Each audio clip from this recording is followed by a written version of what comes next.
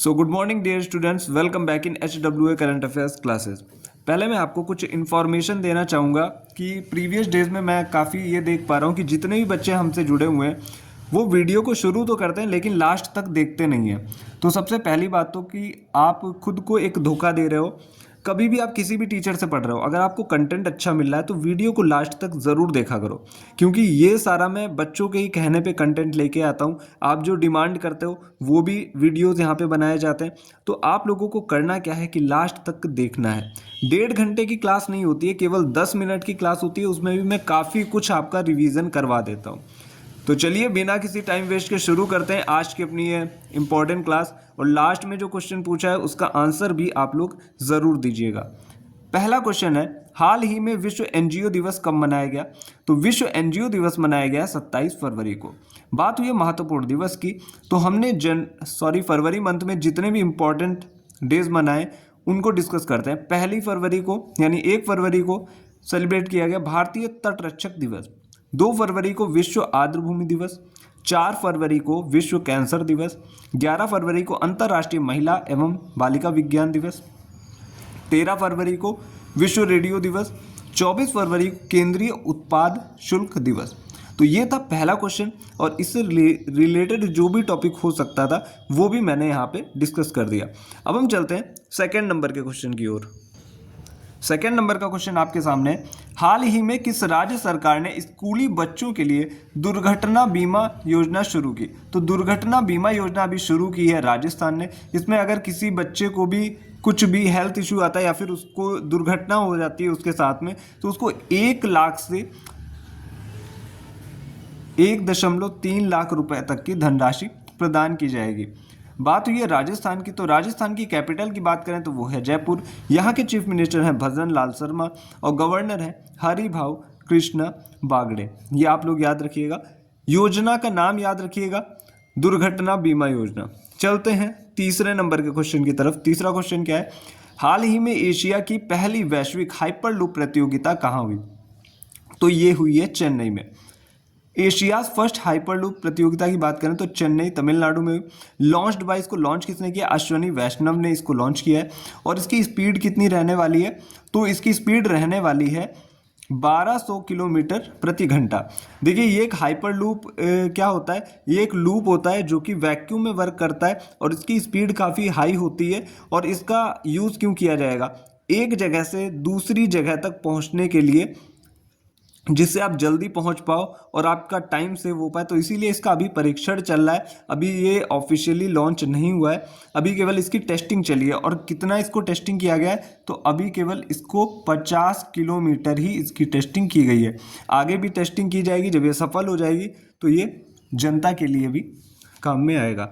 अब हम बात करते हैं फोर्थ नंबर के क्वेश्चन की। फोर्थ नंबर का क्वेश्चन आपके सामने है, हाल ही में वर्ष 2025 में शीर्ष 10 सबसे व्यस्त वैश्विक हवाई अड्डों की सूची में शीर्ष स्थान किसे मिला? तो ये शीर्ष स्थान मिला है दुबई इंटरनेशनल एयरपोर्ट को, जो कि यूएई में है। और अपने भारत का जो एयरपोर्ट है दिल्ली एयरपोर्ट, इसको 8वां स्थान मिला है। ये आप लोग याद रखिएगा। बात हुई है यूएई की, इसकी कैपिटल है अबू धाबी और करेंसी है दिरहम। ये था हमारा फोर्थ क्वेश्चन। अब हम चलते हैं फिफ्थ क्वेश्चन की तरफ। तो हम लोग आ चुके हैं फिफ्थ नंबर के क्वेश्चन पे।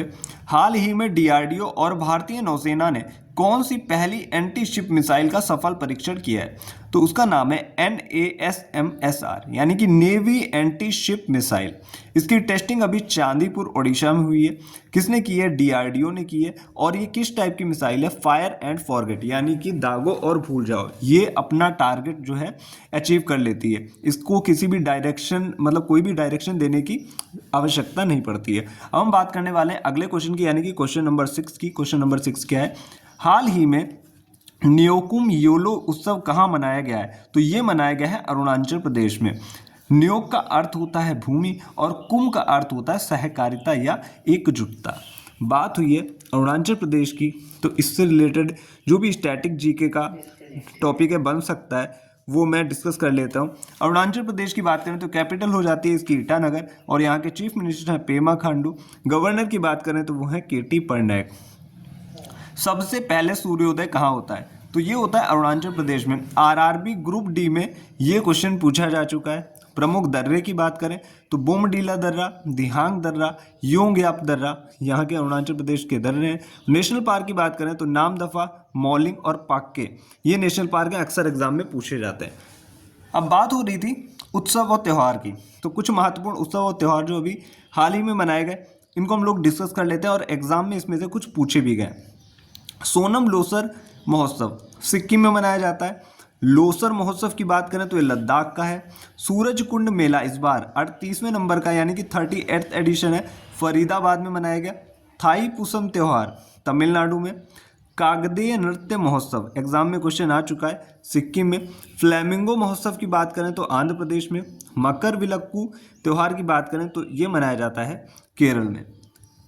अब हम बात करते हैं अगले क्वेश्चन की। अगला क्वेश्चन है सातवां क्वेश्चन। सातवां क्वेश्चन क्या है, जल थल रक्षा 2025 अभ्यास का आयोजन कहाँ किया गया? तो ये बेट द्वारका गुजरात में किया गया है। और ये किसके किसके मध्य हुआ? तो देखिए इंडियन आर्मी और तटरक्षक बल और वहाँ की जो समुद्री पुलिस होती है उनके बीच इसका आयोजन होता है। कहाँ हुआ? बेट द्वारका गुजरात में, आप लोग याद रखिएगा। अब हम बात करते हैं 2025 की मिलिट्री एक्सरसाइजेज। इससे पहले जो भी मिलिट्री एक्सरसाइजेज किस देश के बीच होती है ये मैं आपको प्रीवियस वीडियो में बता के समझा चुका हूँ। और हम बात करते हैं 2025 में जितनी भी हुई हैं उनकी। डेविल स्ट्राइक तो ये हुई है इंडियन आर्मी और एयरफोर्स के बीच। ला पेरोस बहुपक्षीय अभ्यास है जिसका आयोजन हुआ फ्रांस में। एक्वेरिन अभ्यास तो ये इंडिया और मालदीव ने इसका, मालदीव के मध्य हुआ। कहाँ हुआ? मालदीव में। सागर कवच की बात करें तो आईसीजी यानी कि इंडियन कोस्ट गार्ड का ये अभ्यास था। कहाँ हुआ? वेस्ट बंगाल में। तो ये तो 2025 की मिलिट्री एक्सरसाइजेज। अब हम चलते हैं नेक्स्ट पेज की तरफ। अब हम आ चुके हैं अगले पेज पे, 8वें नंबर के क्वेश्चन की बात करते हैं। हाल ही में पीएम मोदी ने पीएम किसान निधि की 19वीं किस्त कहाँ जारी की है? तो ये इन्होंने जारी की है बिहार में। आप सभी को पता है कि पीएम किसान सम्मान निधि में किसानों को जो है कुछ सरकार की तरफ से कुछ पैसे दिए जाते हैं। तो ये किसानों की जो फसल का जो बीमा होता है एक तरीके से ये मिलता है। तो पूरे साल में एक किसान को 6,000 रुपए की धनराशि प्रदान की जाती है। तो यह है पीएम किसान सम्मान निधि। ये आप याद रखिएगा कि 19वीं किस्त कहाँ से जारी की है? तो ये बिहार से जारी हुई है। अब हम बात करने वाले हैं 90वें क्वेश्चन की। हाल ही में दूसरा पिंक लेडीज कप 2025 फुटबॉल प्रतियोगिता कहाँ आयोजित हुई? तो ये आयोजित हुई है यूएई में। Pink ladies cup 2025 second edition है इस बार। कहाँ आयोजन होता है? यूएई में। कब से कब तक? 22 से 26 फरवरी 2025। और इसमें 4 देशों ने हिस्सा लिया। कौन कौन से? साउथ कोरिया, रूस, इंडिया और जॉर्डन। तो ये था अपना 9वां क्वेश्चन। अब हम बात कर लेते हैं 10वें क्वेश्चन की, जो कि लास्ट क्वेश्चन है। 10वां क्वेश्चन क्या है? I am soldiers wife. Most important question है, स्टार मार्क कर लीजिएगा। हो सकता है कि आगे आने वाले एग्जाम में आपको देखने को मिल जाए। तो ये जो है लिखी है गीतिका लीडर ने, जो जनरल विपिन रावत थे जो कि शहीद हो गए थे। तो ये उनकी वाइफ ने पुस्तक लिखी है। पुस्तक का नाम आप लोग ज़रूर याद रखिएगा, आई एम सोल्जर्स वाइफ। अब हम बात कर लेते हैं कुछ रिलेटेड जो पुस्तकें हैं, जैसे कि why Bharat matters S Jaishankar की है। रतन टाटा अलाइव थॉमस मैथ्यू की पुस्तक है। My beloved life Amitabh Kumar की है। कॉल ऑफ द गिर परिमल नाथवानी की है। आई हैव द स्ट्रीट्स अ कुट्टी क्रिकेट स्टोरी आर अश्विन की है। अब हम बात करते हैं आज का जो क्वेश्चन है जिसका जवाब आपको देना है कमेंट बॉक्स में। फिजिक्स का नोबेल प्राइज़ 2024 किसे दिया गया? ज़्यादा से ज़्यादा बच्चे कमेंट करने की कोशिश करें। अब हम बात करते हैं आज के 10 वन लाइनर क्वेश्चंस के रिवीजन की। तो हम लोग आ चुके हैं 10 वन लाइनर क्वेश्चन के रिवीजन की तरफ। पहला क्वेश्चन है जैव विविधता पर COP16 कहाँ हुआ? तो ये हुआ कोलंबिया में। दूसरा क्वेश्चन है 18वां प्रवासी भारतीय दिवस कहाँ आयोजित हुआ? तो ये हुआ ओडिशा में। Mountain mammals of the world पुस्तक का संबंध किससे? MK रणजीत सिंह से। ADB का 69वां सदस्य देश कौन बना? तो ये इजराइल बना है। 24वीं राष्ट्रीय पैरा तैराकी में ओवरऑल चैंपियन कौन बना? तो ये ओवरऑल चैंपियन बन गया है कर्नाटक। बात करते हैं अगले क्वेश्चन की। चक्रवाती तूफान दाना का नामकरण किसने किया? तो ये कतर ने किया है। सिम्बेक्स एक्सरसाइज किनके मध्य हुई? इंडिया और सिंगापुर के मध्य हुई। नवीं एशियाई आर्थिक वार्ता कहाँ प्रारंभ हुई? तो ये पुणे मुंबई में प्रारंभ हुई। अब हम बात करते हैं अगले क्वेश्चन की, यानी कि क्वेश्चन नंबर 9 की। रतन टाटा अलाइव। देखिए मैंने आपको अभी पढ़ाया था क्लास में। ऐसे क्वेश्चन आपके इतनी बार रिपीट हो जाएंगे कि आपको चीज़ें ऑटोमेटिक लर्न हो जाएंगी। रतन टाटा अलाइव पुस्तक के लेखक कौन है? तो ये थॉमस मैथ्यू हैं।